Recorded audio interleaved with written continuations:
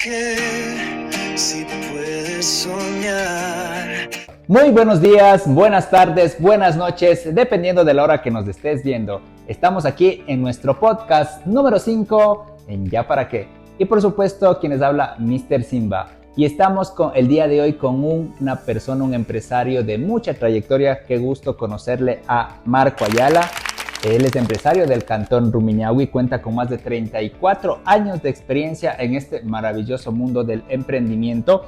Tiene una empresa que se llama Linearc, empresa que produce y vende productos para la construcción liviana y la decoración. Además, es también dueño de la empresa Sweetcraft, fábrica de toppings para heladerías y cafeterías.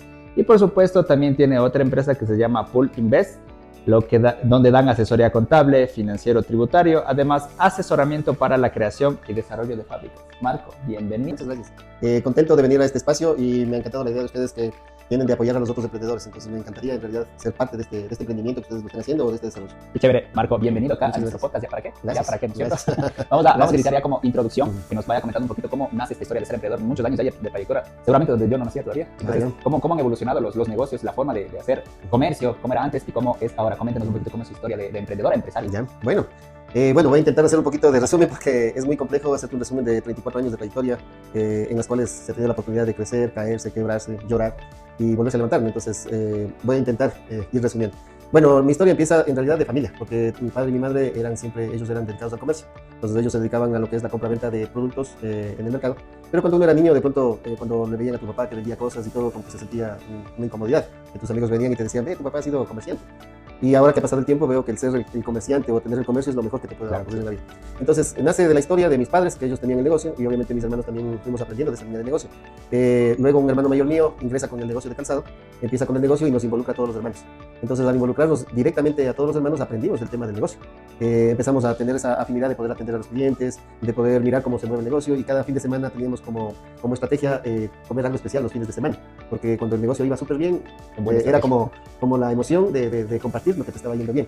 Entonces ahí nos fue encantando, o sea, me fue fascinando este mundo de los negocios, pero yo en ese tiempo era todavía niño, pero sin embargo aprendí a vender, aprendí a estar en el negocio desde niño.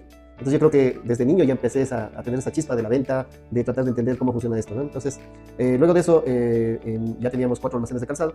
O sea, haciendo un paréntesis nada más, o sea, que es muy importante el tema de que nuestros padres son el ejemplo para tener una visión grande en este mundo de los negocios. O no siempre pasa eso. O sea, eso. sí, yo creería que sí, no, porque tú puedes decidir el momento que quieras cambiar tu destino. Pero ¿cuándo fue el momento en que Marco dijo, yo tenía tantos años y yo quiero ser empresario? Ya, a ver, bueno, la historia nuestra es media compleja un poquito. ¿Por qué sentido? Porque cuando mis hermanos ya vienen a estudiar acá en Quito, sí, nosotros somos de La Tacunga, entonces vienen a vivir en Quito, cambian de localidad, y yo tenía mis 15, 16 años, y lógicamente mis hermanos me trajeron acá para ayudarles a ellos a trabajar y también vivir con ellos.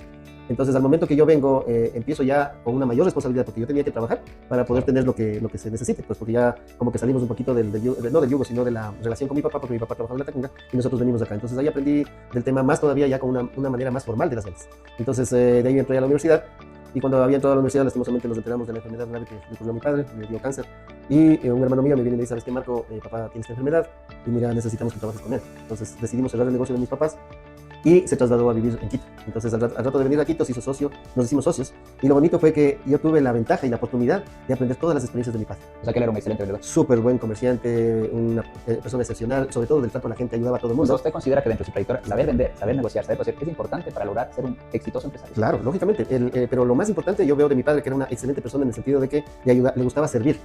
O sea, le gustaba darse a la gente, a él no le importaba pasarse horas y horas ayudando. Y claro, uno de muchacho no entendía cuál era el concepto, ¿no? Pero ahora que pasa el tiempo y me doy cuenta que ese es el mejor secreto, de servir a la gente. No servirte a la gente, sino servir a la gente. Servir a la gente, sí. Qué buena frase. Sí. Entonces, bueno, contándote este tema, aprendí de mi padre, tuve la oportunidad de viajar con él, viajábamos a comprar productos, a vender y todo. Y claro, teníamos en los viajes la oportunidad de ir conversando y fui aprendiendo de todas las enseñanzas que me iba dando él. Lastimosamente fue muy corto ese periodo, 1 año y medio a 2 años, y mi papá falleció. Entonces, al fallecer mi padre, ya mis hermanos ya habían creado sus propios caminos, y me había quedado con mi padre, mi madre y mi hermana menor. Al momento de crear los propios caminos, cada uno se alineó tal vez al tema a la misma parte de los negocios. Sí, o sea, mi hermano mayor les fue ayudando para que ellos vayan creando el mismo negocio y de ese negocio ya vayan independizándose, o sea, crearon sus unidades de negocio como tal. Y ya pues independientemente pudieron crecer cada uno, ¿no? Entonces eso fue genial.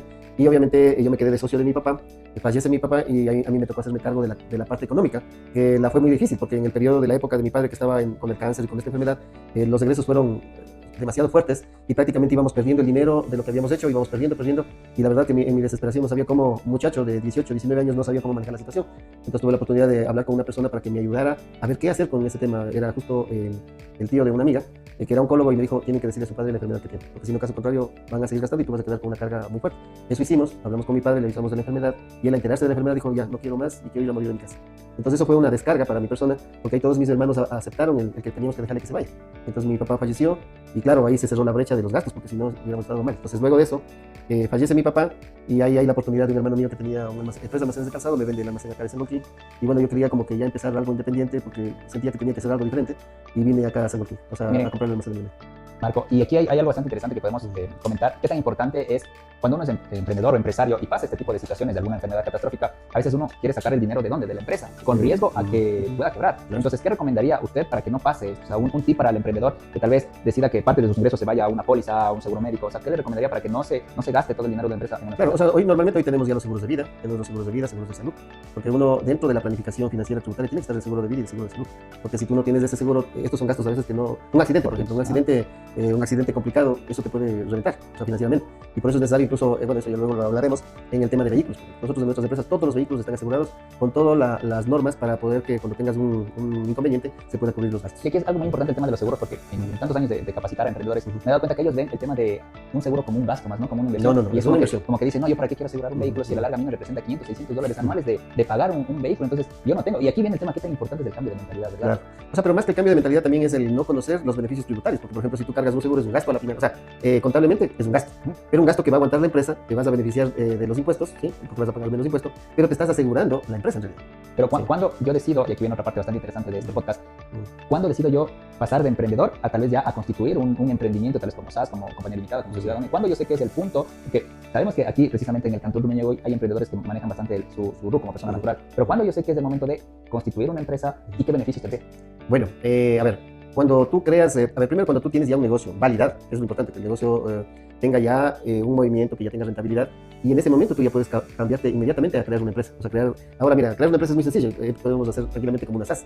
Una SAS puede ser accionista de una sola persona, una, dos, tres, y es muy sencillo, y esa es una herramienta muy buena para cambiarte de persona natural a empresa. Y los beneficios tributarios son definitivamente muchos, porque el problema es que la gente no conoce de esto. O sea, el desconocimiento es lo que nos hace actuar incorrectamente. Porque si conociéramos el tema de la buena administración ya como empresa, la parte contable, la parte financiera, la parte tributaria, tú empiezas a crecer mucho más. Puedes crecer con mayor facilidad y pagando incluso menos impuestos. Obviamente pagando los impuestos estrictamente necesarios, ¿no? Cuando puedes armar una planificación tributaria. Y cuando, claro, pero donde, por ejemplo, el emprendedor aquí es como que, sí, es que, ¿y ahora dónde busco esa asesoría? Porque claro, usted ya tiene 24 años de experiencia, entonces tiene ese know-how para poder impartir. Pero cuando un emprendedor es novato, se podría decir en este aspecto, ¿qué recomendaría para tener ese asesoramiento o ese conocimiento? Justamente ese es el tema también. Mira, en mi largo caminar, ¿no? Cuando pasamos de tener el negocio empíricamente, de pronto incluso a llegar a tener una cadena de almacenes, a quebrar también, a tener muchas levantadas, muchas caídas, en todo ese proceso que hemos venido trabajando, yo he venido buscando, pero lastimosamente en el mercado ecuatoriano mismo tú no encuentras las empresas que te puedan asesorar y ayudar, porque ahora yo ya entiendo perfectamente porque el dolor cuál ha sido. Por ejemplo, mira, cuando creamos la empresa de la Corporación Internacional de Comercio Exterior, que es de importaciones, que es la marca Lineal, teníamos la contadora, y aparentemente, claro, la contadora sabe, yo también estudié lo que es administración, entonces obviamente en las universidades te enseñan lo básico. Entonces tú aplicas lo básico que tú aprendiste nada más. Entonces como tienes el contador y tú le utilizas al contador como el requisito, entre comillas, para que la empresa esté bien. Pero al pasar los años, eso en algún momentito ya lo vamos a ir comentando, al pasar los años logré entender que no es suficiente tener al contador, porque el contador tiene que estar actuando paralelo o comunicado con el financiero, con la parte tributaria, con la parte legal. O sea, todo el equipo tiene que trabajar en uno solo, comunicarse en una sola visión, en una sola estrategia. Porque cuando tú tienes la contadora, por ejemplo, ella sabe simplemente de hacer una parte del proceso, y resulta que a muchas de las veces, muchos contadores, yo te puedo decir, hemos hecho concursos para contratar a contadores, hay cantidad de gente que no entiende cómo funciona la parte tributaria. Y a la final, en vez de hacerte un bien, te terminan haciendo un daño, porque te hace perder el contador. Por lo general, la mayor parte de gente no tiene ni siquiera los financieros. Entonces, al no tener el financiero, tampoco sabes cómo funciona la parte tributaria. Y peor todavía por la parte legal. Entonces, es una pérdida de dinero que empiezas a tener al tener este desconocimiento. Hay algo bastante interesante que usted mencionó, fue el tema de la universidad. Y claro, casi la mayoría de personas tienen como que esta duda. ¿Realmente para ser exitoso en el campo empresarial es necesario un título universitario o una carrera universitaria? ¿O desde su punto de vista, cómo lo considera? A ver, yo lo que creo, o sea, sin afectar al tema educativo, porque puede ser medio lesivo en este caso de decir que no te sirve la educación te sirve. Pero el tipo de educación que estamos recibiendo, yo creo que en América Latina no es la adecuada. Porque cuando tú te gradúas solo de una carrera y te dan las materias que te van dando solamente de relleno. Al punto de que cuando tú egresas, sales como ingeniero, sales queriendo comerte el mundo, resulta que en ese momento te encuentras en un vacío, en un lapsus brutus, que digo yo, que no sabes por dónde arrancar. Que te vendieron la idea de que el título es ya la panacea para ser exitoso. Y cuando sales a la vida real, resulta que no entiendes ni por dónde arrancar. Entonces, sí es importante la educación, la formal. Sí es formal, incluso por el mismo medio. Por ejemplo, si tú eres un ingeniero, no te van a dejar construir un edificio si no tienes tu título de ingeniero. Pero eres ingeniero. Pero no sabes marketing, no sabes ventas, no sabes de desarrollos inmobiliarios, no sabes del tema de la contabilidad, de las finanzas, de la parte tributaria, lo que es la parte principal para que el negocio funcione. Entonces, ¿qué es lo que ocurre? Como no tienes ese conocimiento, sales de ingeniero, entonces tienes que estar esperando de que alguien te contrate como ingeniero. Y te da ese miedo, ese terror de poder crear un negocio. Entonces, ¿yo qué es lo que miré en mi experiencia? Mira, yo no me gradué de la universidad cuando empecé los negocios. De hecho, cuando falleció mi papá, me tocó retirarme de la universidad. Entonces, al retirarme de la universidad, empecé los negocios, o sea, empíricamente hasta cierto punto, pero ese hambre de conocimiento y todo me hizo buscar. Pero me tuve que quebrar muchas veces y no encontraba ese conocimiento. Entonces, tuve que volver a la universidad, pero ya con la experiencia de los negocios, regresé a la universidad. Algo muy importante que dice Marco es el tema del conocimiento. Una cosa, claro, es una carrera, un título universitario, pero otra cosa también es añadir conocimiento al perfil del profesional. Y aquí viene también algo interesante, porque claro, en algunos casos hay emprendedores que son ingenieros en alimentos, que son médicos, pero ellos saben la parte técnica que es súper necesaria y la educación formal es necesaria. Si no, ¿cómo sacamos una notificación sanitaria? Exactamente. Pero al momento que se da el siguiente paso al emprendimiento, ahí es cuando tienen unas barreras de entrada bastante difíciles. Porque sí. Claro, conocen la parte técnica, que vuelvo y repito, es necesario, pero el tema de administrativo es súper necesario también para lograr el éxito que dependiendo del campo que la persona esté especializada. Y aquí viene el tema de conocimiento. Así es. Entonces, ¿yo qué es lo que he mirado? He mirado de que mi experiencia fue, primero fui dándome de tumbo en tumbo y fui viendo que necesitaba esta otra parte de la preparación, ¿cierto? Entonces, entré a la universidad de nuevo, egresé de Administración de Empresas, pero más que el título, a mí lo que me sirvió mucho es las capacitaciones y el poder entender cómo funciona la economía, cómo funcionan los negocios, e ir buscando, lastimosamente, mira, es doloroso decirte, pero este tipo de educación no encuentras en las maestrías. No encuentras en las maestrías, no encuentras en los MBA, no encuentras en los doctorados. Lo que encuentras es más bien en cursos de empresas que se dedican a asesorar a empresas. O sea, el que ya caminó el recorrido, el que ya se cayó, el que sabe exactamente cómo utilizar los equipos, cómo armar los equipos, cómo armar la organización, la estructura empresarial. Entonces, en este caso, nosotros, gracias a Dios, hemos ido buscando todos estos procesos y ahora, ya al pasar tantos años, hemos logrado crear equipos para poder administrar empresas que se administren bien, que se administren solas. Y aquí nos trasladamos nuevamente a la historia de Marco. ¿Cuántas veces ha quebrado Marco? Más de 4 o 5 veces. ¿Y es necesario quebrar negocios para tener la experiencia y lograr el éxito que tiene ahora? Yo creo que sí. No, yo creo que sí. ¿Por qué motivo? Porque en un curso de Cash Flow Latinoamérica que estudié, fue interesante cuando nos habíamos reunido ahí te reúnen estudiantes, empresarios, todas las personas que quieran aprender, que tengan ese hambre de tener el conocimiento de crear empresas y desarrollar negocios. Y fue bonito porque ahí se reúnen de todos los países. Y cuando el mentor nos decía, a ver, díganme ustedes, ¿quién se ha quebrado? Y todos calladitos, o sea, con vergüenza. Con vergüenza, ¿no? Porque aquí te dicen que si quiebras 1, 2, 3 veces eres un perdedor, un loser en los Estados Unidos. O inclusive dicen, ¿qué me vas a enseñar tú si has quebrado? ¿Qué me vas a enseñar tú si has quebrado? Entonces el mentor dijo, a ver, yo alzo la mano, porque nadie quería alzar la mano y decir cuántas veces han quebrado. Entonces dijo, yo he quebrado 4 veces. Entonces toditos no entendíamos el por qué el mentor quebró 4 veces. Y nos dijo, alce la mano sin ningún problema. Entonces ahí sí, yo también 4, 5 y un más audaz 12 veces que había quebrado. Entonces ahí dijo, ese señor hay que apoyar. Los toditos nos quedamos fríos y preguntamos, y todos era la intriga de preguntar el por qué. Entonces él decía, si él tuvo la capacidad de caerse 12 veces y 12 veces se levantó y ahora está justamente participando aquí, aprendiendo para ya volar. Entonces él ya perdió el miedo. Y ese es el tema de nuestra educación. Lastimosamente nos enseñan a que el que sacó 9 y 10, él es el campeón. Pero cuando se lanza al mundo, resulta que no conoce nada y viene una frustración. En cambio, si tú caes una vez, 2 veces, 3 veces, tienes esa capacidad para levantarte, sacudirte el polvo y seguir caminando. Porque aquí veo que también es muy importante cómo es la resiliencia que tú tienes para levantarte después de haber perdido mucho dinero, que me ha pasado. Yo también he quebrado algunas empresas y ha sido muchísimo dinero, pero creo que la resiliencia es parte fundamental del emprendedor. Pero ¿qué pasa cuando el emprendedor es novato, quiebra y no puede levantarse? ¿Cuál sería un tip para decir, sí, mira, haz esto para lograr levantarte nuevamente? Y no se frustren, porque tras cámaras me había comentado Marco que tiene cuántas veces ha quebrado y que nos cuente también su historia de... Sí, bueno, más que un tip, yo creo que hay que vivirlo. Yo creo que hay que vivirlo, porque una cosa, o sea, nadie vive una experiencia ajena. O sea, yo creo que si ya la gente está decidida a emprender, cualquier momento, o sea, si queremos crecer a mayor riesgo, mayor rentabilidad, mayor crecimiento. Entonces, tú no puedes de la noche a la mañana empezar un negocio, a no ser que sea de relancina, que encontraste un producto hiper, súper estrella y que se vende, pero siempre es necesario ir el paso a paso, o sea, te caes una vez, dos veces, y si tú ves en las historias de la mayor cantidad de emprendedores o empresarios mundiales, vas a encontrar que se han caído miles de veces, montones de veces, y eso no les ha detenido para caminar, para continuar. Entonces, en mi caso, me he quebrado muchas veces, pero también ha sido muy importante el equipo que tú tienes al lado. En el caso mío, mi esposa ha sido un pilar fundamental, porque en las caídas, en el momento que ya no hay nada, tu familia. Y la parte más importante es Dios.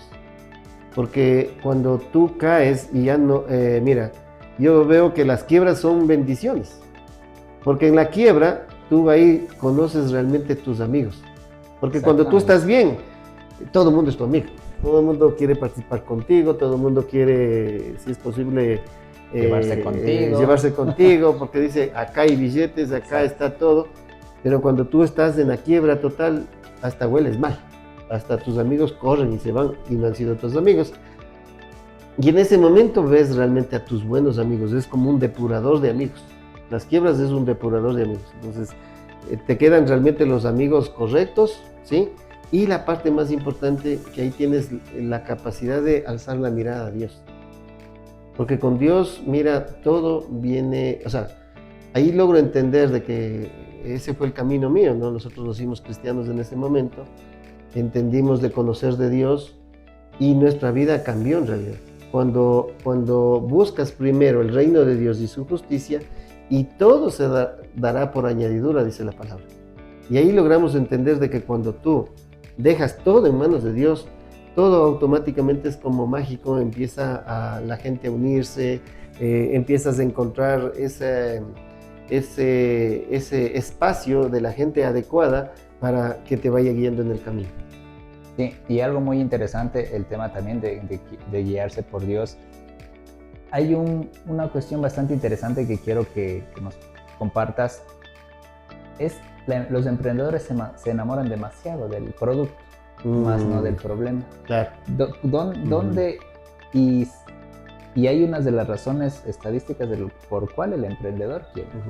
Porque no vieron un dolor que tenía el cliente o un problema, sino se enfocaron y se enamoran de su producto, que es mi bebé, y le tiene ya 10 años como bebé, y que les ayuda solamente tal vez a mantener su hogar, a ganar un sueldo que les permita sostenerse como un salario básico, podríamos comentar. Pero no hay una visión a largo plazo. Yeah. Entonces, ¿cómo lograr identificar al emprendedor y decirle, mira, da el siguiente paso, o tu producto no está solucionando realmente un problema, es un producto muy saturado, y hace entender al emprendedor? Claro, a ver, más que eso, nosotros tenemos que entender primero que nosotros no somos dueños de nada. No somos dueños de nada, simplemente somos administradores. Si tú tienes dinero, tienes empresas, tienes lo que sea, es porque la gracia de Dios te permitió tener algo. Cuando tú te vayas de aquí no te vas a llevar absolutamente nada. Entonces, mirando desde ese punto de vista, somos administradores de lo que tenemos. Entonces no nos tenemos por qué enamorar y amar lo que estás, o sea, obviamente amar lo que estás haciendo para servir, pero no amar el producto como para servirte, o sea, para que ver como que es lo mejor del mundo y no entender qué es lo que está queriendo el mercado. Por eso es importante que en la vez anterior que habíamos tenido la oportunidad de conversar este tema, es que yo miraba de la siguiente forma. Cuando tú te asocias con Dios, todo funciona. ¿Y cuál es la asociación de Dios? Todo el mundo me ha preguntado, dice, ¿pero cómo te asocias con Dios si ni le ves a Dios? Pero la forma de asociarse con Dios es pensar de la siguiente forma. Cuando creas un producto, ¿sí? Tienes que pensar que ese producto le agradaría a Dios.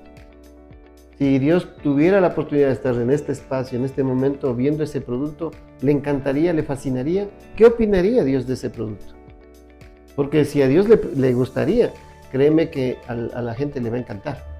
pero obviamente para eso es también el método que hay que hacer, el método del producto mínimo viable. O sea, creas un producto, exhibes al mercado, pero al revés, ¿no? Primero viendo las necesidades del mercado, qué es lo que quiere el mercado, y en base a la necesidad del mercado, recién en ese momento empiezo a ver qué es lo que puedo ofrecer para que ese mercado, para que tú impactes al mercado. Actualmente, no al revés. En el ecosistema aquí en el Ecuador es al revés. Uh-huh. Hago un préstamo, creo el producto, saco las notificaciones sanitarias y recién ahí voy a ver Te va a ir mal. el producto... Te va a ir mal, te va a ir mal. Ajá. Mira, nosotros en SweetCraft hicimos a la inversa. Justamente este proyecto fue también interesante. Me encantaría también hablarte sobre el tema de en las calificaciones que estuvimos haciendo de los emprendedores que tuvieron ustedes de ese evento. El testeo innovador. Sí, la mayor parte de la gente, el problema que decía era, ¿por qué no sacaste la marca? No tengo dinero. ¿Por qué no desarrollaste una mejor etiqueta, marketing? No tengo dinero. Entonces ese no tengo dinero no te permite ir más allá o sea, ya se ponen las limitaciones antes de. Pero ¿qué es lo que ocurre? Que el proceso que nosotros hicimos, por ejemplo, con SweetCraft, ¿cuál fue el proceso? El proceso primero entendimos que había una necesidad del mercado. No había este producto, no había las perlas explosivas.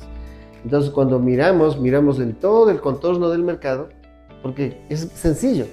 O sea, mira, en la universidad, ¿qué te dicen? Tienes que hacer estudio de mercado, tienes que contratar al especialista, pero ¿cómo contratas si no tienes ni para ti? Observación. Y observación. Es gratis. Observación es gratis, y ahora en el internet tenemos el doctor Google, tenemos la inteligencia artificial. Exacto, el chat. Entonces, y eso ahora yo soy un experto en muchas herramientas de inteligencia artificial que me ayuda a crear modelos inmediatos, rápidos y entender cómo funciona el mercado. Entonces, mira, ¿qué es lo que hicimos? Hicimos la revisión, vimos en el mercado cuáles son los potenciales productores, quienes importan, quienes tienen el mejor producto. Fuimos a testear. Ese es un trabajo que no te vas a...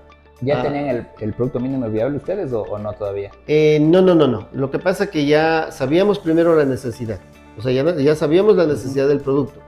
Y luego nosotros fuimos a hacer la revisión en el mercado, cuáles eran los potenciales competidores que pudiéramos meter, ¿no es cierto? Entonces vimos que había un potencial muy fuerte. Entonces cuando ya miramos eso, miramos el romper la caja. No sé si sepas qué significa el romper la caja. Todo el mundo piensa dentro de la cajita, ¿no? Ah, ya fácil, compro allá, o compro al productor, o al importador y flin. No, nosotros pensamos, a ver, ¿qué pasaría si importo primero? Entonces hicimos el estudio y miramos que las certificaciones sanitarias eran complicadas por cada producto y todo. Y después dijimos, ¿y por qué no producir acá? Entonces, como tenemos la experiencia ya de más de 30 y pico de años en importaciones, ok, traigamos la maquinaria, traigamos la tecnología, pero antes de eso traje ya la materia prima, o sea, la materia base, hicimos las pruebas aquí, y aquí nos matamos sacando las pruebas hasta tener el producto mínimo, o sea, el producto que encante. Y cuando ya el producto... Encante y no espante. Exacto, entonces cuando ya gustó el producto, ahí tuvimos, entonces ahí vino ya los inversionistas. Este fue una primera empresa que yo hice con inversionistas, la cual todos los inversionistas están contentos, que en algún momento también lo podemos participar con ellos, para que indiquen ellos qué pasó al momento de asociarse. Pero ¿cómo fue la idea? Casi la mayoría de emprendedores también dicen, no, es que yo quiero tener un inversionista. ¿Cuándo considera usted, Marco, que es momento de dar el siguiente paso o buscar? Porque en el ecosistema del emprendimiento, claro, tú puedes emprender sin dinero, solamente con una idea. Tú puedes buscar los inversionistas.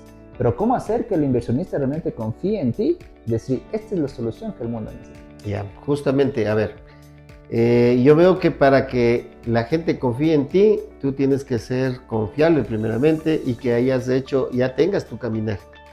Y la idea es que, a ver, bueno, en mi caso, no sé, yo he visto en Silicon Valley, por ejemplo, que hay gente que ya empieza a hacer los proyectos y todo, y los mismos bancos les ponden, ¿sí? O sea, ahí el riesgo es altísimo, pero ellos ya están adaptados para ese riesgo alto, y ellos invierten sin ningún problema. En cambio, acá en nuestro país, nadie va a invertir en ti si es que tú no tienes un recorrido. O Ya. Y si no tienes algo de qué demostrar si lo hiciste o no. Entonces aquí es muy fácil. A ver, ok, para eso hay los balances, para eso está estado de pérdidas y ganancias, la empresa cómo está, si está funcionando, no está funcionando, o en su defecto, si tú tienes una idea, asociarte con alguien que tenga ya el camino trazado para que te ayude a validar el proyecto. Porque, por ejemplo, en el caso nuestro, nosotros ya tenemos esa experiencia, ¿no? De validar los productos y de saber cómo se tiene que hacer todo el esquema. Pero, por ejemplo, tú me dices mañana, ¿sabes qué? Yo tengo este producto, me parece esto, chévere. Ven y revisamos, puede ser por un lado, te asesoramos, o por el otro lado, ok, ¿quieres integrarte? Vamos, trabajemos en equipo y te montamos el camino. Y aquí viene algo bastante interesante. Aquí en el Cantón Rumiñahui hay bastantes emprendimientos tradicionales. Tecnología, no hay tecnología, emprendimientos tecnológicos.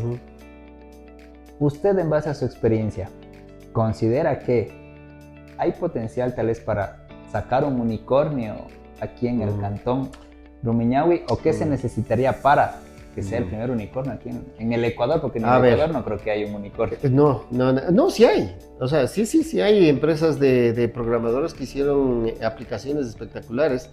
De hecho, estuve leyendo un reportaje de una aplicación que hicieron unos ecuatorianos para las industrias naval americana. O sea, a ver, talento hay. El problema es que aquí no hay una institución que les apoye o les fondee. Porque tú sabes que ese tipo de proyectos se necesita muchísimo dinero para poder aplicar la tecnología. Mira, por ejemplo, si tú ves la historia de El Salvador era un país tremendamente delincuencial, entró un buen presidente sin corrupción y él le apostó a la tecnología. Y ahora fue Google hizo las inversiones ahí, está atrayendo a los inversionistas más grandes del mundo y están desarrollando las tecnologías. Acá uno de los problemas que creo es que la gente no se la cree. ¿Por qué motivo? Porque te comento, yo no he conseguido hasta el momento tener una empresa que me desarrolle que me desarrolle lo que es la web, pero que esté automatizado con inteligencia artificial. Entonces hoy contratamos ya un equipo hindú que nos está desarrollando la página web con los motores de venta, que vaya anclado a nuestro Odoo. Tenemos un sistema que se llama Odoo, es un ERP, y el ERP tiene un CRM. Entonces toda la información que viene de las redes sociales va a ir por la plataforma, vamos a hacer la venta en línea. Y de lo que estábamos contratando gente, buscando gente, impresionante. ¿Y para qué necesitas? Si solamente se hace una landing page, nada más y listo. ¿Ya? Entonces el problema es que la gente, como yo te decía la vez anterior, la gente no conoce de lo que no conoce. O sea, no sabe lo que hace falta en el mercado. Y por ejemplo acá creando un unicornio en el tema de la tecnología sería espectacular.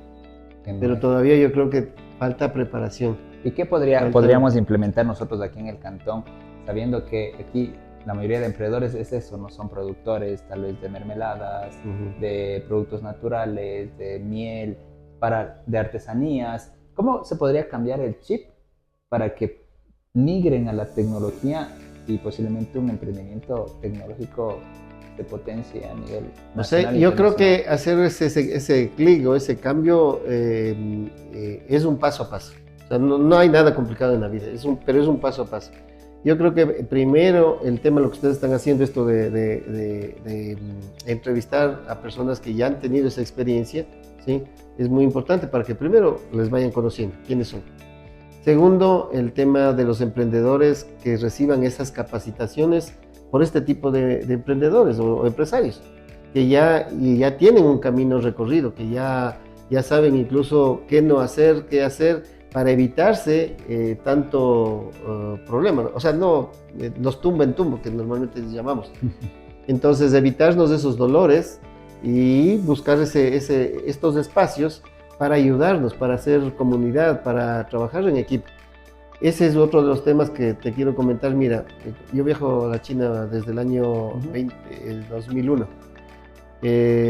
Y lo que yo he mirado es que cuando tú vas a la China, en ese tiempo la China solamente hacían manualmente todo era manual. Ahora es una tecnología increíble. ¿Pero por qué es eso? Porque ya tienen dinero. porque ya tienen el dinero, el excedente para invertir, y no importa que pierdas una partecita porque te sigues soportando el resto. Pero si no tienes dinero para invertir, sacas un crédito aquí en el banco, que es unos créditos altísimos, quebraste enseguida. Entonces, primero tienes que empezar a generar de a poco, ¿no? Entonces, por eso es la idea de nosotros, realmente te digo, me ha venido como una visión, como decías tú, el Ikigai, ¿no? El Ikigai. El Ikigai, claro. Sí, o el propósito que yo le veo. El propósito. Y encontré realmente el propósito de mi vida. ¿Y cuál es el propósito de mi vida? Justamente compartir, ayudar en esta visión.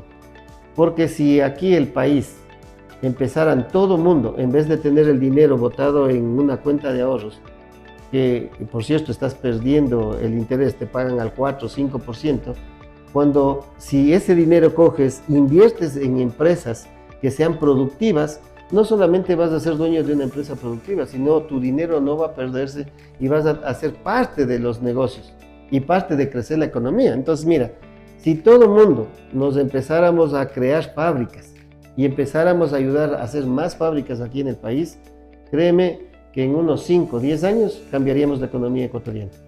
Sin importar de quién gobierna, claro. Izquierda, derecha. Exacto, no, porque inclusive el mercado puede ser en el exterior, ni siquiera aquí en el Ecuador. También puede ser. A veces una limitante es que, no, yo solo, y esa es casi la mayoría de emprendedores que están en ese proceso inicial, es que dicen, no, es que yo solo distribuyo acá nomás, que es un mercado pequeñito, pero la visión es como que, mira, tienes todo el Ecuador y tienes todo el continente y todo el mundo. Sí, y aquí viene algo interesante que decía, las personas que nos están viendo, yo tengo unos 5,000, 10,000 dólares y no sé qué hacer con ese dinero. Hasta $1,000. ¿Se puede con ese dinero desde 1,000 hasta 10,000 o mucho más? ¿Cómo se podría duplicar, triplicar ese dinero en vez de darle al banco? Es que justamente con eso te digo, ¿no? Invirtiendo en empresas que sean productivas. Pero ¿cómo me doy cuenta que sí? ¿Cómo la apuesto? O tal vez ustedes hacen un asesoramiento. Esta empresa es productiva, ponle tus $10,000 que en tanto tiempo tú vas a tener una rentabilidad de tanto. ¿Cómo llego a esa empresa? Justamente nosotros creamos esta empresa que se llama Poolinvest, que es justamente para este tipo de asesoramiento. Estamos prácticamente trabajando ya con expertos en cada área, que sin ningún compromiso te acercas, revisas. Ahorita no hay empresas aquí todavía que te estén aceptando todavía inversión para crecimiento en fábricas. O sea, tú ahora, por ejemplo, yo lo que encuentro acá es que hay el pool de rentas, por ejemplo. Tengo un amigo, René de Guayaquil, que es un empresario que él creó el pool de rentas. ¿Qué hace él? Él hace el acuerdo con el dueño del terreno, construye los centros comerciales, sigue los inversionistas, y todo el mundo es dueño de una partecita del edificio y recibe las rentas. Entonces es excelente. En el último tiempo hizo recién 2 centros comerciales, ya viene haciendo unas inversiones más de $50 millones, y en menos de 6, 8 años, 10 años, ha crecido un montón, pero ha ayudado a mucha gente.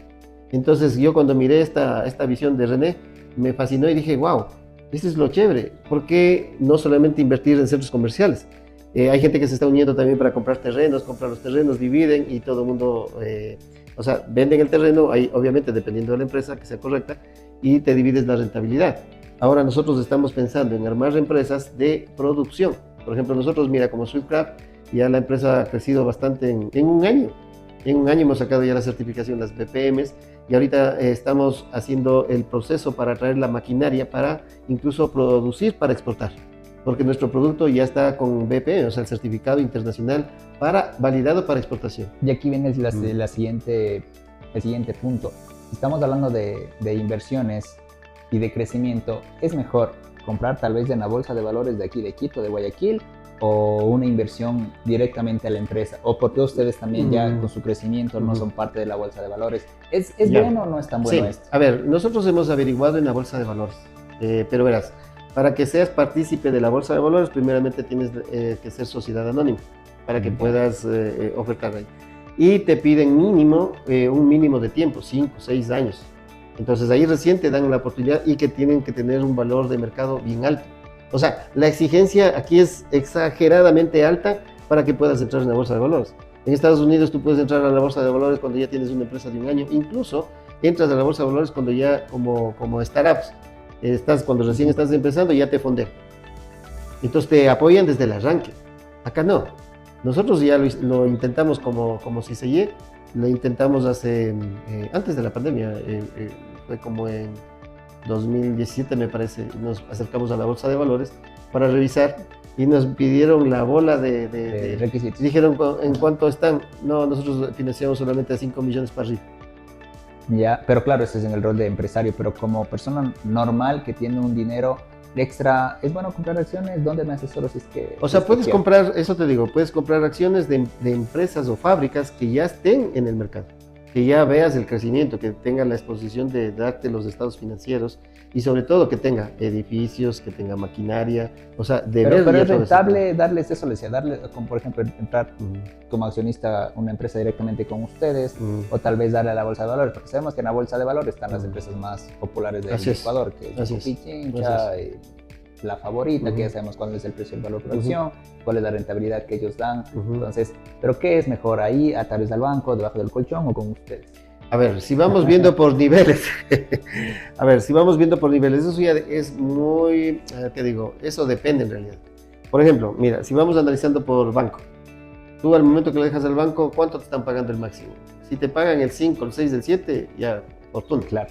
Pero tú estás perdiendo la inflación, está más del 10. Entonces, al tener la rentabilidad que te están dando el 5%, ya estás perdiendo un 5%. En cambio, como empresa, yo te digo el ejemplo de los socios, eso te puedo decir, ¿no? Porque también es un riesgo. Ajá. Cuando nosotros creamos el negocio de SwiftCraft, no había empresa, no había nada, simplemente hubo la visión y la ilusión. Aquí hay este negocio y listo, ¿quién le mete? Venga. Entonces resulta que ellos invirtieron y están contentos porque de su dinero que han invertido, ahorita tienen una rentabilidad del 140% en un año. Y con una recapitalización porque ya hemos comprado la maquinaria, hemos comprado ya todo el sistema para funcionar. Y tú sabes que hay muchísimos gastos que se cargan y no van, se carga al gasto, pero ya es parte de la empresa. Sí, entonces, por decirte, no es que ganamos solamente ese 140% de rentabilidad, sino también ya tienes una empresa en crecimiento.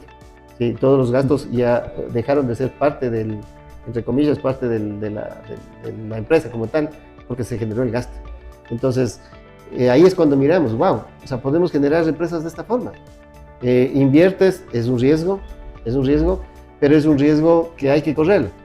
Nada está garantizado, toda inversión es un riesgo. ¿Están aceptando inversionistas ustedes? Podría ser, o sea, justamente estamos armando la estructura para traer la maquinaria y estamos estudiando esa posibilidad. Pero también nosotros, para que entre el accionista, en lo que hemos revisado con la experiencia que tenemos, no solamente con el hecho de alguien tener el dinero le puedes recibir la inversión. Tiene que cumplir un perfil, un requisito, porque si la persona no está acostumbrada, porque por ejemplo, cuando tú inviertes, quieres rápido la rentabilidad de ese rato. Claro. El inversionista es a largo plazo, obviamente los rendimientos anuales, semestrales, como se les organice, pero tiene que estar preparado para ser inversionista, porque hasta para eso hay que prepararse. ¿Y ustedes preparan? Bueno, nosotros, no es que, bueno, en esa parte, no es que preparamos, sino que le damos sí, me parece una buena idea, claro, o sea, se podría también darle charlas de este tema, porque para nosotros, o sea, para mí es nuevo en el tema de haber recibido inversión de otras personas y crear una empresa, y ahora es una empresa de éxito en realidad. Entonces, porque a veces digo, uno tiene ya unos $1,000 guardados, o los emprendedores o las personas, y si $1,000, pero si son 100, son $100,000 para la empresa. Es excelente, pues, porque esa es la forma que funciona la bolsa de valores. Sino que obviamente a través de un órgano rector, órgano regular, nosotros estamos armando a través de los fideicomisos.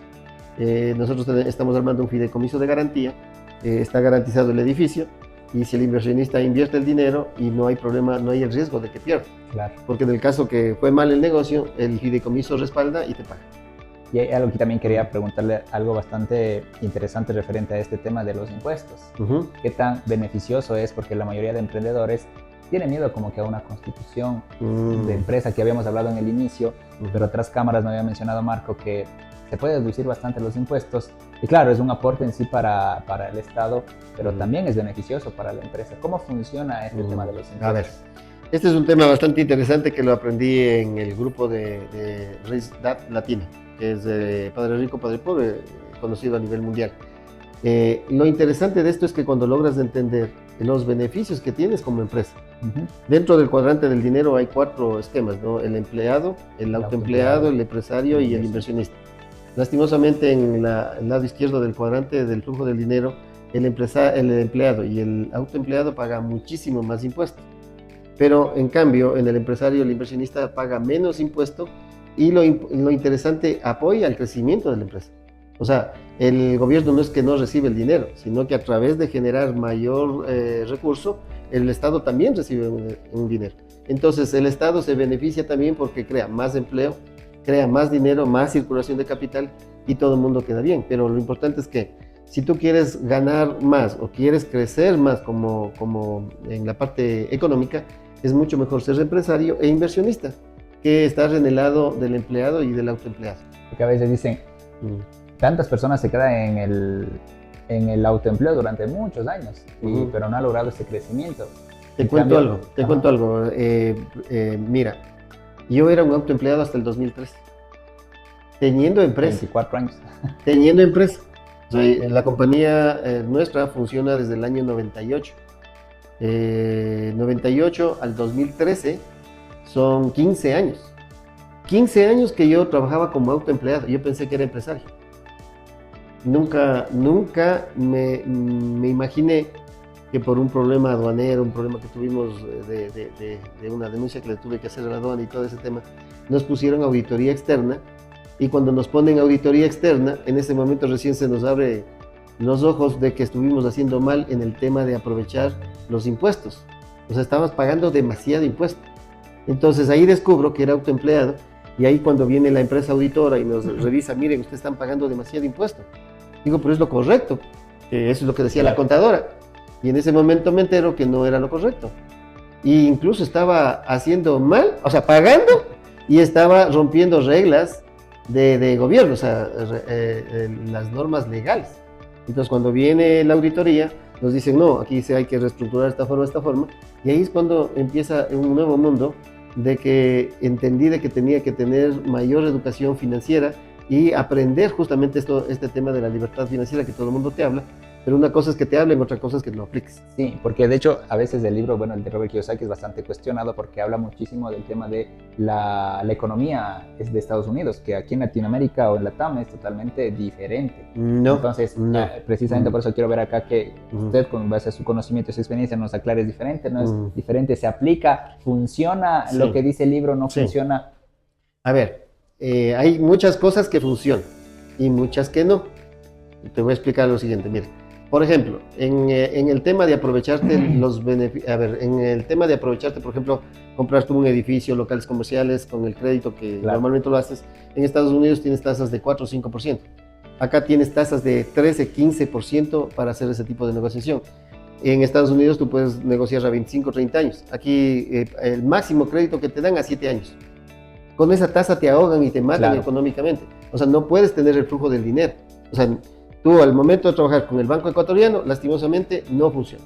O sea, no puedes crecer con el banco. Lastimosamente es así como funciona acá. Entonces no es viable. No es viable con los bancos locales. Pero mirado por el otro lado, en los beneficios fiscales, las leyes están casi similares. Por decirte, las depreciaciones, las amortizaciones. Cuando tú puedes comprar, por ejemplo, maquinaria al nombre de la empresa, cargas las depreciaciones, cargas las amortizaciones. Por ejemplo, tú legalizas tu marca y puedes cobrar por uso de marca. O sea, generas un gasto por uso de marca porque es legítimo. Claro. Por ejemplo, en el caso nuestro, nosotros tenemos las propiedades a nombre personal de la familia, pero yo rento a la compañía y le genero un gasto. O sea, yo le cobro arriendo a la compañía. Yo decía, pero ¿cómo si la compañía es mía misma? Pero estás pagando de más impuesto porque la compañía no tiene ningún gasto. Se supone que tú hiciste con los años las inversiones en tus propiedades y tu propiedad tiene que generar renta. Entonces tienes que cobrar el arriendo. Ah, qué lindo. Cobremos arriendo. Entonces generas un arriendo, bajas el gasto a la empresa. Estos son juegos, son roles. Son no juegos, sino utilizas simplemente las leyes.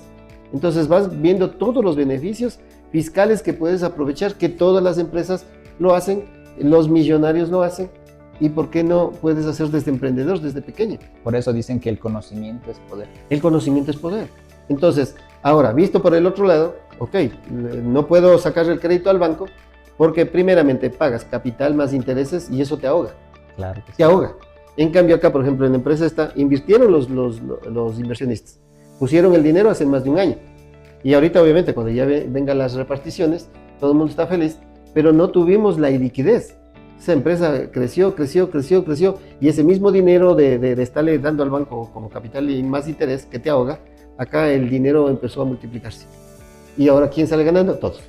Y con una buena administración, con una buena guía, con todo legal, con todos los balances. O sea, cada mes nosotros presentamos todo claro y que los socios estén contentos. Pero entonces el dicho que dice, si quieres tener algo en deuda, ¿funciona o no funciona? Funciona, pero sabiéndose dónde. Funciona, pero sabiéndose dónde. Sabiendo Es dónde. Claro.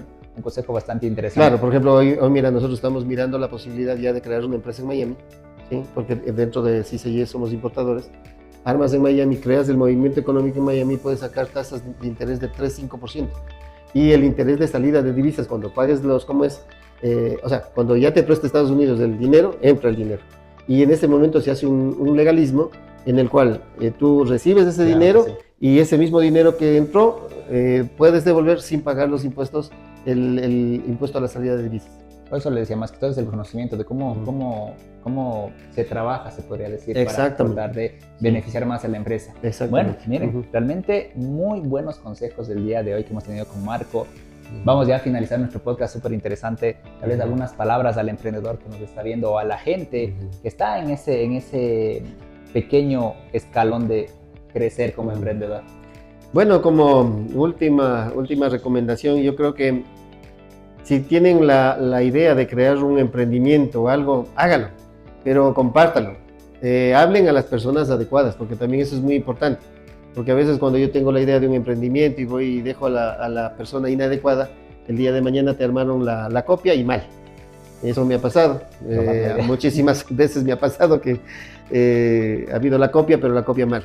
Pero lo importante es cada día que Dios nos da un aliento de vida, cada día podemos cambiar este mundo con crear nuevas cosas. Y si quieren emprender, si quieren decidirse a hacer las cosas diferentes, háganlo. Pero busque quien les asesore. Yo creo que parte del escoger para crecer bien es el asesoramiento. Si tú tienes el buen asesoramiento, el camino va a ser más sencillo y más rápido. Ok, qué chévere. Muchas gracias, Marco, por su visita. Y pues gracias a todas las personas que nos están viendo. Así que nos vemos muy pronto en nuestro siguiente capítulo de Ya para qué. Así que un gusto y chao, chao.